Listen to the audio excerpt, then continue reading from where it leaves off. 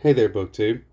Noah, everyone who reads it must converse is the channel, and today we're going over a masterwork. This is Jerusalem, Emanation of the Giant Albion by William Blake. This is Volume 1 in the Blake Society Trust, Princeton University Press editions of William Blake's illuminated books that was put out. All the books that he did, wrote, illustrated, and released during his lifetime, most popular of which will be Songs of Innocence and Experience. But there's Milton, America, a Prophecy, Europe, a Prophecy.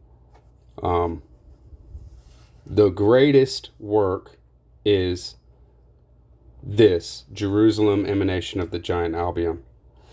So we have an introduction by Morton D. Paley, who is an awesome Blake scholar. And this edition is unparalleled. It is completely unparalleled. A nice introduction. And then we have the plates. This is how William Blake has done it. There we have the frontispiece. That is a character from Jerusalem, Emanation of the Giant Albion, named Los.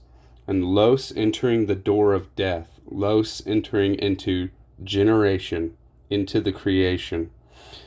You see he's carrying the sun there as his light. And the cover there. Beautiful colors.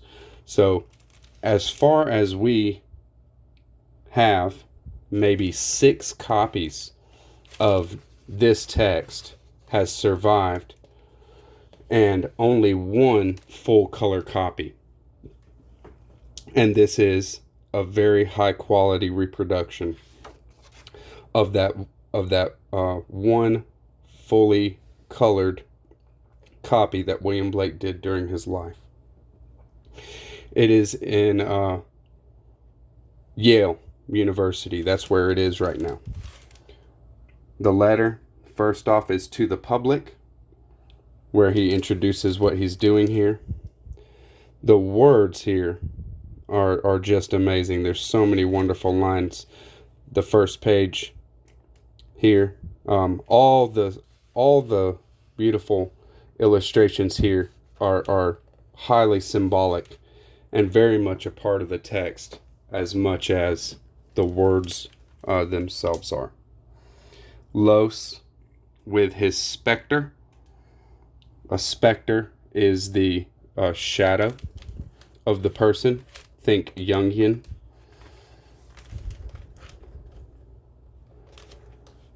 This is just done so well, so I wanted to definitely show, and then we can explore it a little bit if you are interested. These kind of things of the being looking downward on the globe and another looking upward on the globe. There are different perspectives of the earth are implicit in the text there. There's Albion asleep. He sleeps and falls into chaos, and that's what creates the universe. And his emanation is the figure that's above the female figure, that is Jerusalem.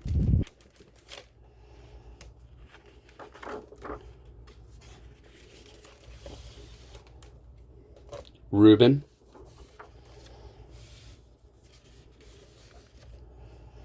If you haven't come in contact with this text, I highly recommend it. It's such a wild story, and the theme is the falling into eternal night, which is fracturing of the divine man, of humanity itself, is Albion. The fracturing of humanity into division, and its reconciliation back into eternity. Its reconciliation. What an awesome plate here, huh? Plate number 25. One of my favorites of all time. We have Albion, being Rahab is there. He's fixated onto her. They're eyes to eyes and staring. Vala is above, spreading these kind of vines over the whole scene, trapping. And then we have Tirzah. This figure here is Tirzah, crying as she pulls out Albion's entrails, right, and is kind of weaving them into a ball. You see? And Albion has the sun, moon, stars on his person. Sorry about that. Didn't mean to kick the tripod there. Chapter 2. So Jerusalem is sectioned out in 100 of these plates, 100 leaves. Another very beautiful plate is plate number 32. There we have Jerusalem with her daughters. And the dark, shadowy figure is Vala, who is the counterpart of Jerusalem in the creation. So Vala is like nature, Mother Nature. And Jerusalem is the Divine Mother. Both are the mother of all. Jerusalem in eternity and Vala in the creation itself. And that plate, like the meeting of Vala and Jerusalem with Albion, is some amazing stuff. I would recommend going through it just in a for the beauty and the poetics of it. But the actual story is very, very deep. And the end is amazing.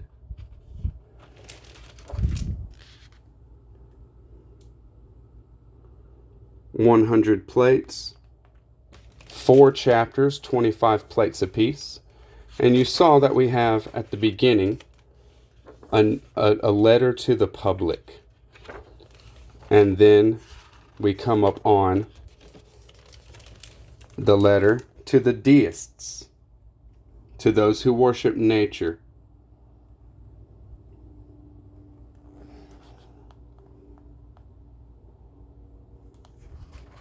If you will, those who worship science.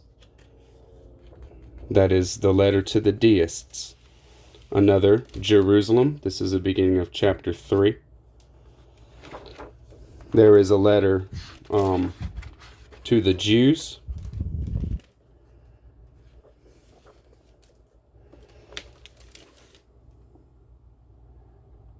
Beautiful work. The reproduction here is unparalleled. You can't find a better copy of Jerusalem, Emanation of the Giant Albion than the Princeton University Press edition here. I would love to have all the Princeton University Press editions of William Blake's work, but they are pricey. So I take my time with it, right? This one being my favorite, and also, like the culmination of what he put out in his lifetime. Some of these plates you see are completely text, but they are few and far between that are completely text. Like I said, we have a letter to the Jews where he explicitly is talking to Jews. And then there is a letter to the Christians where he's explicitly talking to those who profess themselves as Christians. The Bible was William Blake's textbook, but he had a very, very mystical, personal, not to say strange theology himself. To him, Jesus, there's Albion with the glorified Christ on the tree.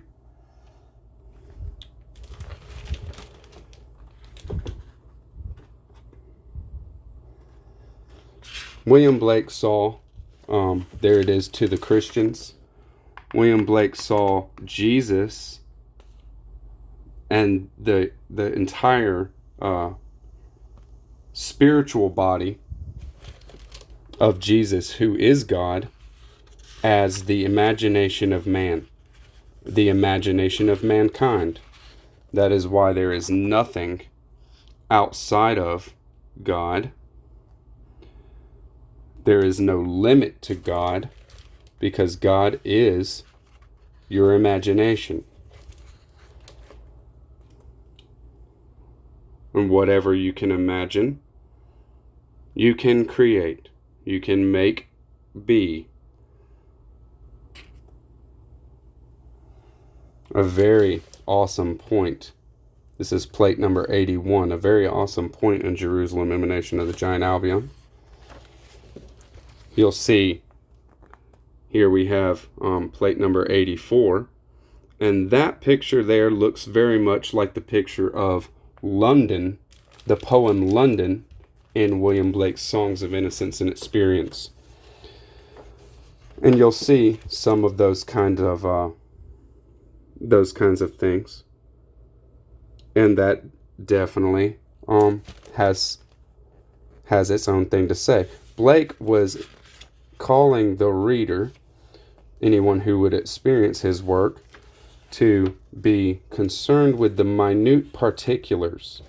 So things like this, although it's very small just at the bottom, see there's like a figure in the corner there, kind of like a little frog or alligator. And then the being that's pulled in two different directions. One, a spiral. The other, a Star of David. And so there's a lot of stuff going on in there that have to do with this text that's on this page. And Blake was calling for the reader to be concerned with those minute particulars in what is happening. And we're getting to the end here. Jerusalem and Albion in embrace. Los with his son again. Such beautiful reproduction here. I mean, it's just on point. And then Jerusalem and Albion in embrace. And then the final curtain call, we have Los carrying the sun, Vala holding out her net, and Los with his hammer. Los is a blacksmith. For ease of we have some additional plates here from some of the other copies that we have, extant, and then the text. The text with commentary on the plates and notes. Very well done. This is just for reading. And then can reference back as you read to the different plates that the text is from. It makes a very enjoyable experience, and such a well done book that, you know, before this kind of thing was done, the William Blake Society did it because it's so hard to study and to really even read William Blake's text if you're reading this, right? I mean, some of this is so tight and just hard to really read. So having an edition like this is a real treasure. I hope you guys enjoyed this booktube. Like, subscribe, keep it up. I'll keep the beautiful books coming. Bye-bye.